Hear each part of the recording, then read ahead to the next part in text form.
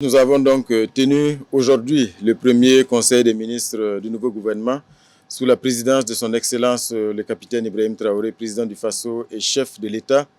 Au-delà des rapports qui ont fait l'objet d'examen au cours de ce conseil des ministres, nous avons reçu de la part du chef de l'État des orientations et des instructions précises sur la dynamique qui doit être donc enclenchée et surtout qui doit encadrer la poursuite de la mise en œuvre donc, du plan d'action pour la stabilisation et le développement au cours de l'année 2025. 2025, donc, qui est une année charnière. Et les instructions précises du chef de l'État peuvent être réunies autour de 3 points précis. Et le premier point, c'est l'accélération. Et le chef de l'État a donné des instructions afin que la mise en œuvre des différentes politiques et des différentes actions connaissent une accélération significative au cours de cette année 2025, afin d'apporter des réponses pertinentes aux attentes légitimes des populations, de nos concitoyens des villes et des campagnes, des populations déplacées internes et surtout accompagner la réinstallation des populations parce que c'est un processus qui se poursuit également et qui devrait s'intensifier grâce à l'esprit de sacrifice et surtout à l'engagement historique de nos forces combattantes. Cette accélération donc doit se mener à tous les niveaux et chaque département ministériel doit s'atteler à faire en sorte donc que nous puissions donc passer à un autre rythme de mise en œuvre des différentes politiques et des différentes actions. La deuxième instruction concerne les questions de lutte contre la corruption et de lutte contre les mauvaises pratiques dans l'administration.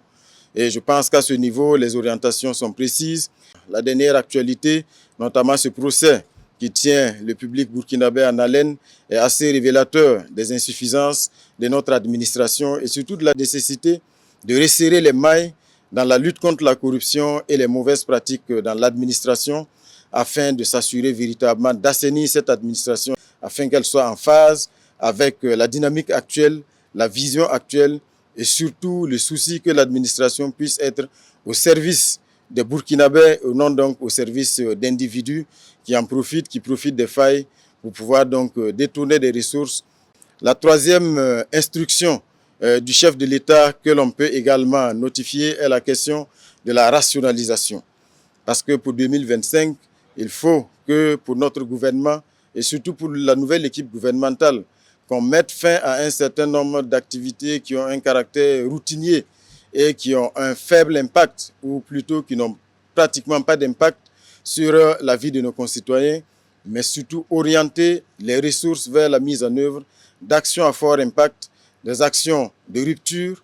et éviter donc ces actions routinières qui sont budgétivores et sans réel impact sur nos concitoyens. Donc ce sont des orientations et des instructions qui devraient donc être le fil rouge de la mise en œuvre du plan d'action pour la stabilisation et le développement au cours de l'année 2025